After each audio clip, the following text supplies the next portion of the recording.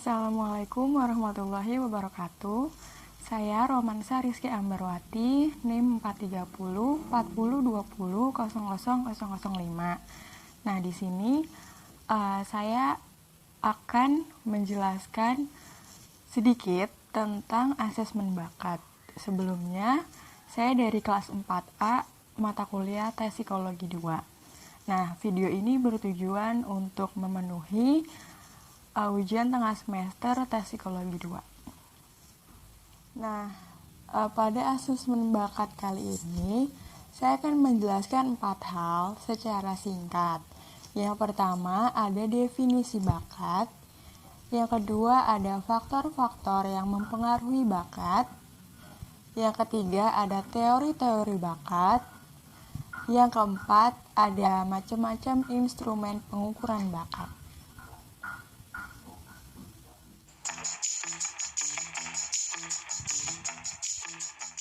Nah, yang pertama adalah bakat.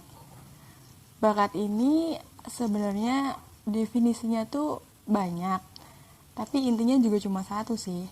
Nah, bakat adalah potensi atau kemampuan yang dimiliki oleh setiap orang. Nah, bakat ini bersifat lahiriah atau bawaan, karena dia diberikan secara cuma-cuma dari Tuhan kepada semua orang, dan juga berbeda-beda.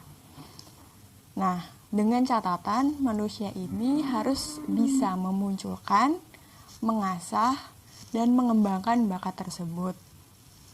Dalam istilah bahasa Inggris, bakat juga disebut dengan talent atau suatu karakteristik yang menunjukkan kapasitas seseorang dalam menguasai dan mengetahui suatu ilmu pengetahuan berbasis dengan latihan.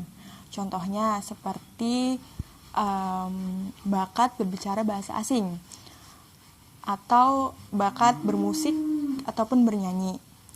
Lalu bakat juga bisa dikatakan sebagai cara kita menunjukkan atau show off ke publik tentang potensi yang kita miliki dalam suatu bidang tertentu.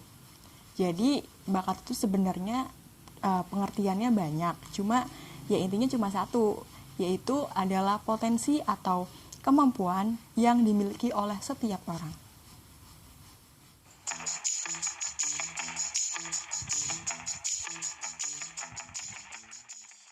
Nah, yang kedua ada faktor yang mempengaruhi bakat. Faktor yang pertama adalah faktor internal atau dari dalam diri. Nah, contohnya ini seperti kematangan secara fisik dan kedewasaan biologis. Nah, kematangan secara fisik ini juga meliputi kematangan mental dan dari sisi psikologisnya.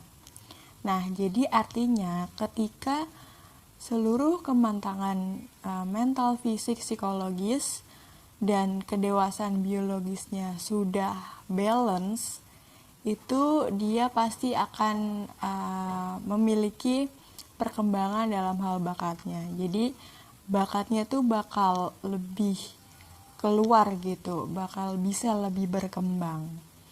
Nah, terus selain itu juga ada motivasi dan ada minat dari individu ini sendiri.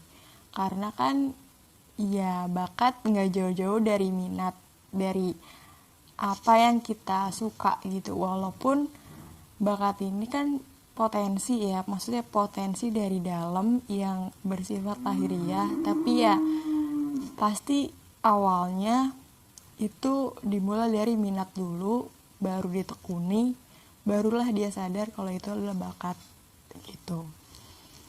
Nah, yang kedua itu dari eksternal atau dari luar. Contohnya lingkungan. Lingkungan itu bisa meliputi keluarga, pertemanan, ataupun pasangan.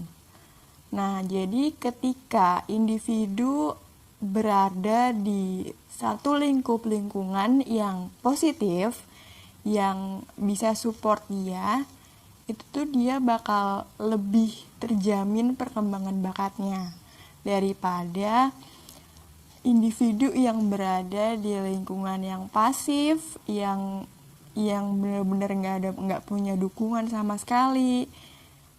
Jadi dia bakal lebih low gitu loh. Walaupun tidak serta-merta juga orang yang ada di lingkungan positif pasti bakatnya jadi ikut positif gitu. Ya contohnya saya gitu kan, maksudnya kayak paling enggak ketika si individu ini ada di satu lingkungan yang kondusif, satu lingkungan yang positif yang bisa mendorong, itu pasti bakal lebih terlihat perkembangan bakatnya gitu.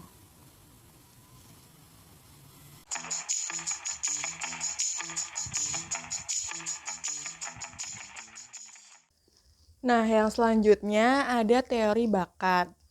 Di sini saya menggunakan 3 tokoh serta 3 sudut pandang yang berbeda juga. Ada dari Spearman, Thurston, dan Guilford. Nah, yang pertama dari Spearman. Spearman mengatakan bahwa setiap aktivitas mental itu menunjukkan faktor S atau spesifik yang berbeda. Nah, faktor spesifik S ini nantinya akan membentuk single common factor yang disebut dengan general, faktor general atau yang dilambangkan biasanya dengan huruf G. Nah, dengan demikian, setiap perilaku individu itu memiliki faktor S yang berbeda dan faktor general G yang selalu sama. Nah, selanjutnya ada dari Thurston. Thurston terkenal dengan teorinya yaitu primary mental ability, artinya kemampuan mental primer.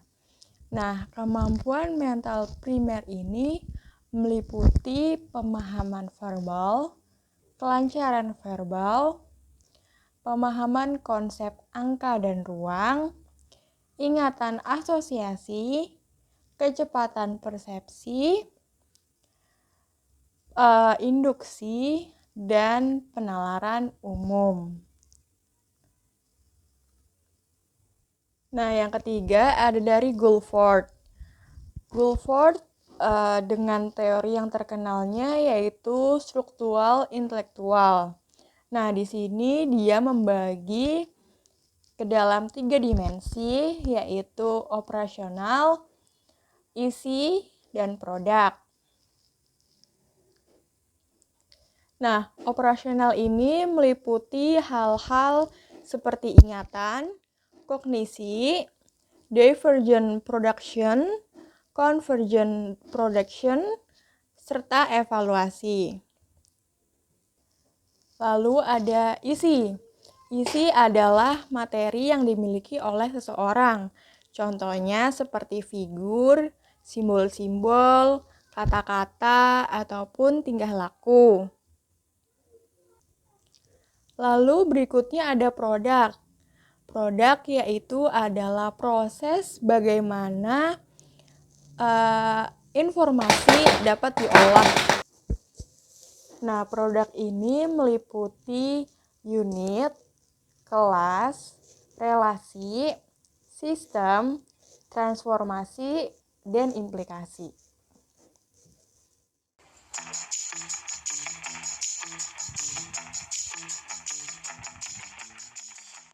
Nah, yang selanjutnya ada instrumen pengukuran bakat. Nah, instrumen pengukuran bakat ini dibagi menjadi 2. Yang pertama ada kelompok battery test, terus yang kedua ada kelompok single test. Kelompok battery test yang pertama ada DAT atau Different Aptitude Test. Nah, ini tuh merupakan suatu tes yang digunakan biasanya dalam bidang pendidikan ataupun pekerjaan. Nah, yang kedua itu ada General Aptitude Test Battery yang merupakan tes digunakan untuk mengetahui kemampuan seseorang atau individu secara lebih detail dan spesifik mengenai suatu bidang tertentu. Lalu yang ketiga ada Flannegan Aptitude Classification Test, yaitu adalah suatu tes yang digunakan untuk memprediksi keberhasilan dalam pekerjaan serta untuk menyeleksi dan menempatkan karyawan pada bidang-bidang tertentu dalam lingkup pekerjaan. Nah, lalu yang keempat ada Armed Service Vocation Aptitude Battery atau yang bisa disingkat sebagai ASVAB, yaitu suatu tes yang digunakan untuk memilih anggota atau kandidat tertentu yang nantinya akan diberikan tugas khusus. Contohnya seperti Polri, TNI, ataupun aparatur negara lainnya. Yang ketiga ada Scholastic Aptitude Test, yaitu suatu tes atau ujian lanjutan yang digunakan ketika kita akan apply pendidikan di luar negeri. Jadi contohnya kayak misal saya sudah lulus SMA, saya mau apply pendidikan di luar negeri. Nah, berarti kemungkinan saya akan melakukan tes SAT ini gitu. Nah, yang kedua ada kelompok single test. Kelompok single test ini terdiri dari 6 macam tes.